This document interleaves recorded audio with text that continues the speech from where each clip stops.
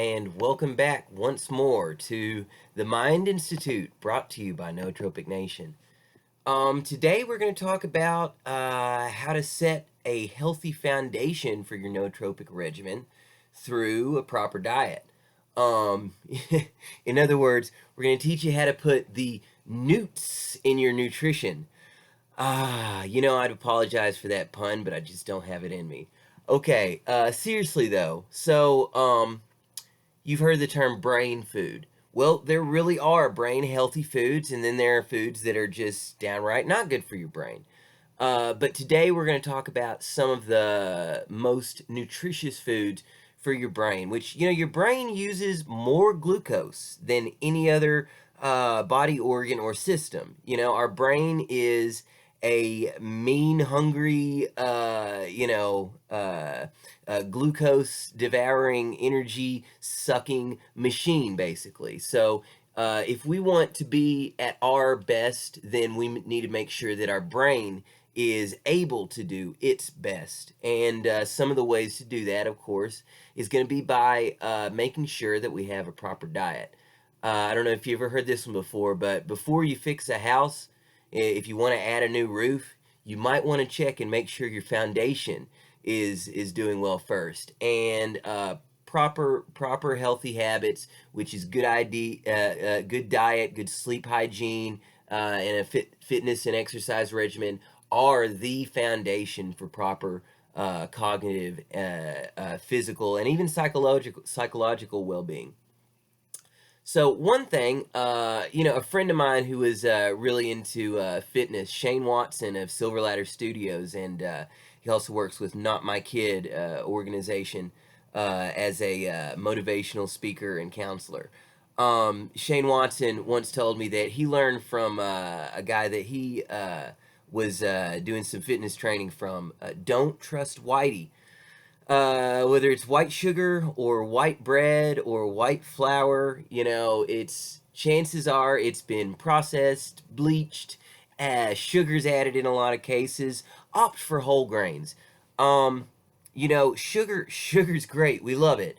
And the reason why we love it is because our brain needs glucose. And so evolution trained us to go, I like sugar. Sweet stuff's good.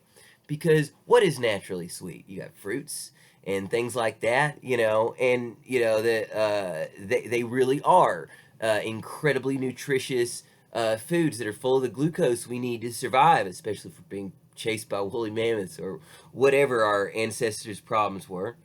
But it's good to choose whole grains over the white bread. Like everything else in your body, your brain needs energy. Only difference being, like I said, your brain uses more energy than much of the rest of your body. So the ability to focus and concentrate adequately is going to come from a steady supply of energy. What sugar or white bread or other things do, it creates a surge, a spike here in our glucose levels, and then you're gonna have this fall right here, and that's the crash. So things with a good glycemic index, orange juice is a great choice. Whole grains, they're going to give you a steady burning supply of energy. It's not going to go up in a big flash, but it's going to burn long and consistent throughout the day. So brown cereals, wheat bran, grain breads, brown pasta, these are all great ideas. For instance, oily fish. You've probably heard that fish is a brain food. Most fish will contain large amounts of acetylcholine, of choline, and choline is a necessary precursor for acetylcholine, which the brain needs to endogenously synthesize, that is produced within the body, in vivo in the body. Acetylcholine, the learning and memory neurotransmitter. In addition to this, our brain is primarily made up of a fatty, oily substance, choline, phosphatidylcholine. So it's pretty much made up of this fatty substance, which it needs to eat to survive. Yes, I basically said your brain is a cannibal, so sue me. Essential fatty acids are found in fish oils as well. And EFAs, essential fatty acids, cannot be endogenously produced. They can't be produced in vivo by the body within the body. So they have to be obtained through the diet. Omega 3s are some of the most effective of these fatty acids. They're found in oily fish, in walnuts, soybeans, pumpkin seeds, flaxseed, linseed oil. Not only are they good for healthy brain functioning, but also healthy heart, healthy joints, and general well-being, mood. Can be lifted, especially if you were suffering from a choline deficiency, which, believe it or not, a lot of people are. So, also, EPA and DHA are two types of omega-3 fish oils, which, are a ready-made source of energy for the body and brain. And these are found in, especially the oilier fish, mackerel, salmon, sardines, kippers. I don't like kippers, but I had to have some for breakfast once because of the uh, what is it, Breakfast in America by Supertramp. It really wasn't worth it. I still like the song though. So yeah, low DHA, that is fish oil fat, low DHA levels have been linked to a higher risk of developing Alzheimer's disease, as well as other cognitive issues such as age-related memory decline. Blueberries. Blueberries contain bilberine. I always remember that because it sounds like blueberries. But yeah, the magic in blueberries is great for your brain, antioxidant. I believe, don't quote me on this, I think they might also have some anthocyanins, which are anti-inflammatories. I know a lot of sour fruits, such as tart cherries, also contain anthocyanins. But yeah, blueberries, a high consumption of blueberries can help us delay short-term memory loss, as well. And heck, I don't know if you're like me, they're just tasty. So maybe start out the day with some. I love to do this. Some healthy whole grain waffles, and instead of maybe some syrup, stick with heat up some frozen blueberries or even some fresh blueberries, and it goes great together and great for the brain as well. Tomatoes. Tomatoes are another good one to have daily if possible. Lycopene is a really powerful antioxidant which is found in tomatoes, and it's a free radical scavenger. So it gets rid of some of the damage that is a culprit when we look at dementia and Alzheimer's, the causes of those. So black currant.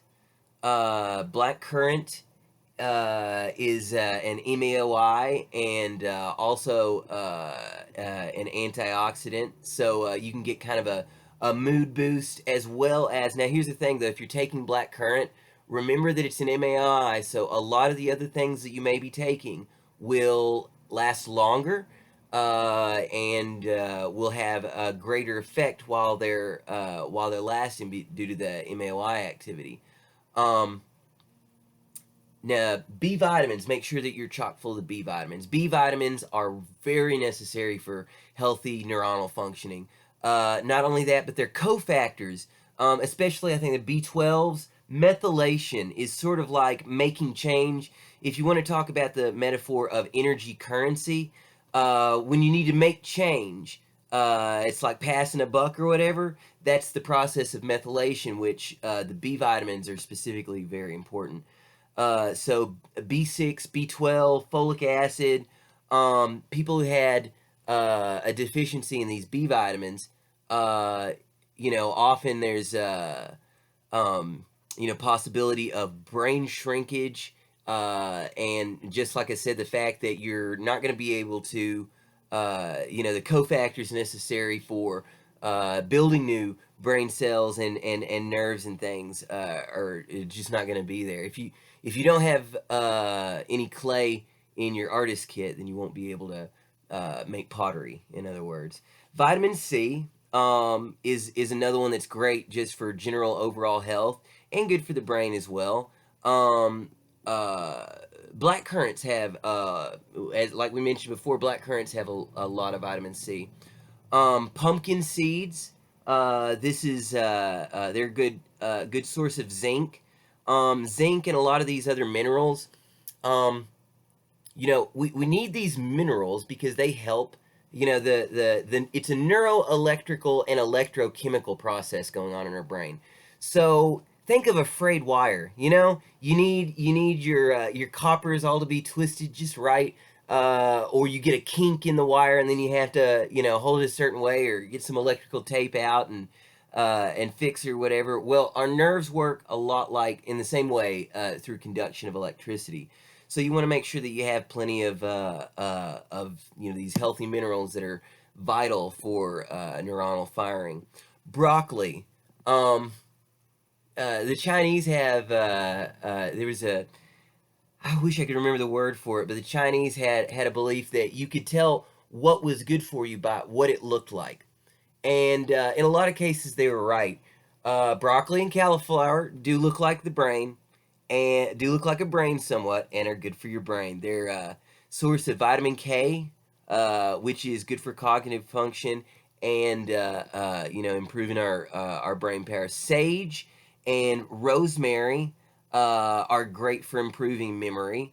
Um, Shakespeare evidently knew something about that. He, in one of his sonnets or plays, mentions there's rosemary. That's for memory. I think it might be Midsummer Nights, actually. But yeah, so recent studies have shown how rosemary, sage, and some of the other herbs, a lot of them are on the same chemical or same botanical family, Lamiaceae, a lot of your garden spices. Um, but yeah, so evidently Shakespeare knew before our modern scientists what sage and rosemary could do for our memory. Um, Walnuts, I think we mentioned before, but just nuts in general are a good source of protein and often the omegas as well as minerals. Walnuts in general have a lot of vitamin E, which is another great antioxidant. Good for your skin, good for your brain, good for organ systems. A lot of nuts, walnuts especially, along with leafy greens, asparagus, olives, seeds, eggs, brown rice, whole grains, great source of vitamin E. Um, so, uh, Diet has a lot to do with how we feel and how we think. If you're having issues that you want to shore up, it's great to study up on nootropic supplements and things, but make sure, I can't emphasize this so much enough, make sure that you take care of the foundation before you put a new roof on that house. Once again, though, thanks so much for spending some time with us here at the Mind Institute. Make sure you subscribe here at YouTube so you can stay abreast of all our videos as they come online. Check out nootropicnation.com for more articles and essays on supplementation, biohacking, and cognitive supplements. And if you have any questions, you can drop a line here or at the website. And if you liked our videos, drop a comment below. Maybe if you have an idea for something you'd like to see us cover either on the website or here. But until next time, once again, Philip Fairbanks signing off from the Mind Institute.